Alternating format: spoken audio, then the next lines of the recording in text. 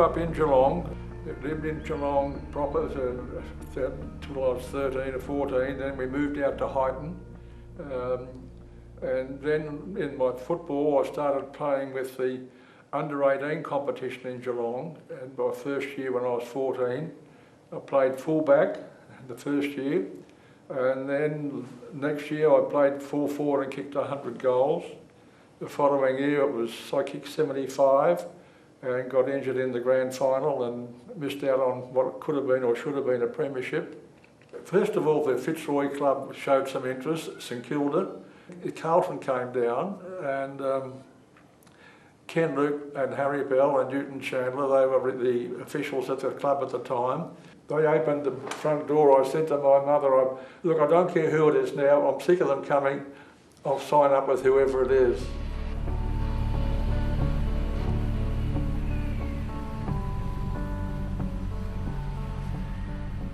Yes, I came home from Melbourne one night and on my way to walking to pick up my bicycle to ride to Highton, I walked up the street with one of the Geelong committeemen and he was obviously keen for me to go to Geelong, and he said, look, if you come to Geelong this year, he said, I'll guarantee you a clearance next year. And I said, how can you do that? And he said, I can fix anything at that club. I told Carlton and they said, look, that won't work. Geelong in then asked me to meet their committee, which I agreed to do. Met them in Geelong at their office and didn't say to him particularly, I said it to all the members at the meeting that if I had played with Geelong or would play with Geelong that year, that I'd be guaranteed a clearance next year. And the person who told me that very story said to me, who told you that? And I said, you did. He sort of hedged and half denied it, and I just said thanks very much and walked out. And within 10 days I had a clearance from Geelong to play with Carlton.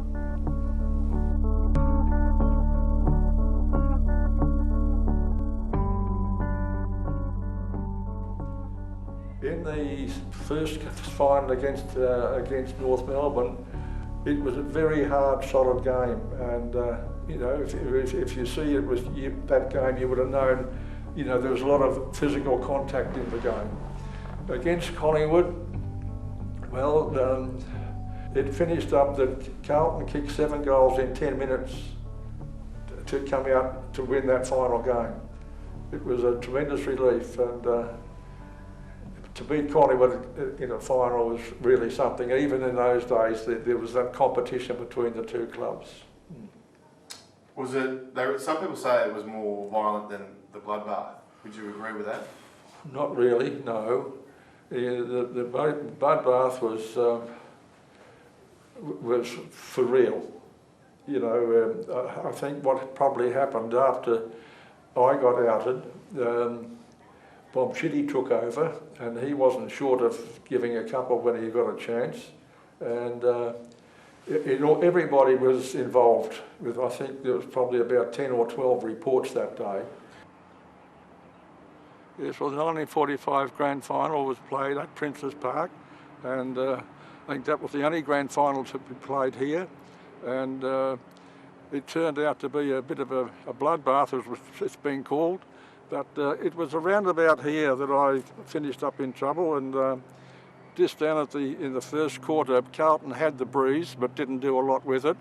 And in the changeover, Herbie Matthews said to Jack Williams that he had to keep closer to me, and Jack, in his usual way, said, oh, don't worry about it because he won't be finishing the game.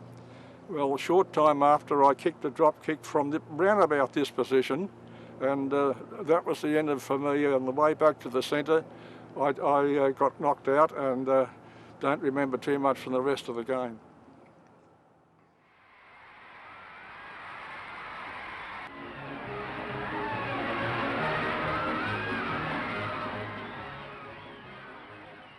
Yeah, well, Fred Stafford played half forward, and he was a very good player at picking up the crumbs. Ray Garvey was a much quicker player, and Ray Shott didn't score, but then the next one that came off the pack, Fred Stafford picked it up in front of them and hooked it, and it was the point that we needed, or the goal we needed.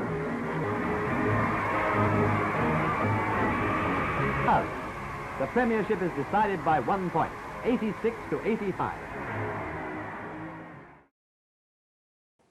Yes, in 1952 I was appointed captain. Ern Henfrey had been unwell for some time, and Ern and the club thought it was best that he relinquish the captaincy then, because we did hope to get into the finals at that year.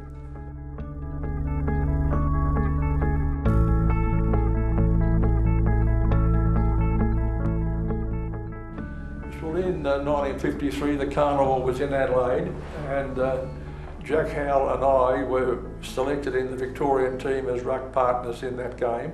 The next year in '54 I was appointed captain and coach of the Victorian team to play in Adelaide, Perth and Melbourne, and we won all matches at that time, and then I was appointed again as captain and coach in 1957, and we did win all the matches at that time as well. Was it a proud moment for you when you won the best and fairest that year?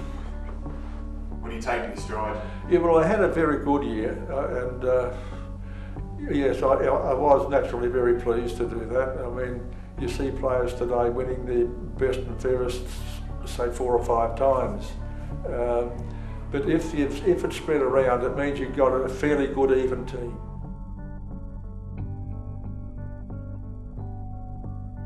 I retired in 1957. There had been quite a bit of unrest at Carlton at the time, and unfortunately I not got involved, but a lot of it centred around me by some others, and I didn't really feel that I was in the right frame of mind or in the physical condition I should have been to play. And I just forget the ground that we played on, but it was somewhere in Richmond, and something happened on the ground that day that I got a fairly hefty whack in the skull, and I just felt that it was my time to withdraw. And so I went out, and one of the, I think, Sporting Globes said they wanted to write for us again, and I said, look, I'm finished, I've played my last game. It was as quick as that. Can you name the best players you played with at Carlton and the best opposition players that you played against? Well, I played with John Nichols 1 year, but we won't count that one because of that time. But there was Bill Morris that played with Richmond, a ruckman, an outstanding player. Oh gosh, who else was there? At Collingwood was Fothergill. There's Fothergill. Yes, well, in 1959 I started coaching, and from memory we won the first 8 games, I think. Look, it's a matter of a heck of a lot depends on the mental aspect of your players. If they're with you, and it's much easier to play. What I'm trying to say is it doesn't take long for your form to drop off rapidly if you're not tuned in. And I suppose after a premiership that can happen. Quite often a team will drop off after a premiership, and it's not because they've lost their ability, it's because they've lost their desire. Well, the boundaries, say the Sarah Sands Hotel, was in North Melbourne's territory, and that didn't leave much area for Carlton to select players up that corridor from Nicholson Street to one side of Sydney Road, other side of Nicholson Street. So we had to do a heck of a lot to go away and try and sign players in the country. And that had to be a couple of day car trip or night trip or weekend trip to unearth players. And bear in mind, of course, that every other club was doing the same. The competition was pretty steep. You know. When we went up to a place called Primrose outside Maryborough to try and get the signature of Don, and the old man Nichols said, well, if you get one, you'll get the other.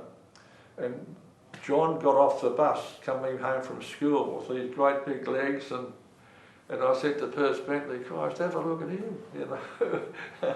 Well, he was the one that finished up to be the real star, and I think he's won 4 or 5 best and fairest at Carlton, and is still very highly regarded there. Well, in 1964 there was again the committee at Carlton was a bit.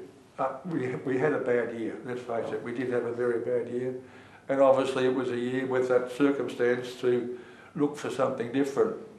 and it was obvious that I was going to be on the outer, and that's the way it worked out. And it was good for the club to have that change, I'm sure, as it turned out. It hurt at the time, don't let's kid ourselves, it did hurt at the time. After you've been with the club for 20 years, it's a bit hard, but that's the way it works, unfortunately.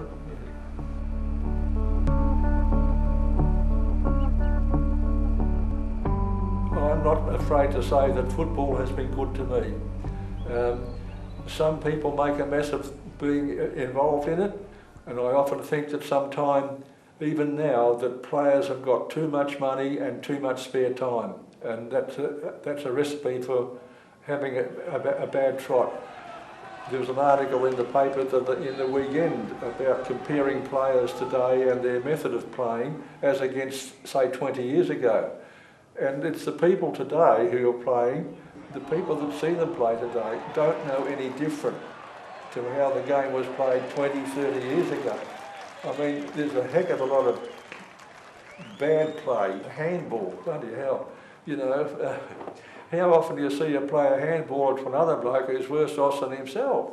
And it's just get rid of it. And there's too much emphasis on handball and too much emphasis on how many handballs you have or how many marks you have. But I'd love to, I only thought about it yesterday, I wonder if the AFL have got a rule book anymore, and if they have, why did it change so much? I mean, one time if you grabbed the ball, you were picked up by the hips, you either kicked it or you handballed it, or you were free kicked. But now you can have 8 or 9 or 10 blokes on top of one another fighting to get the ball like you would in the backyard. And it doesn't do the game any good, I don't think.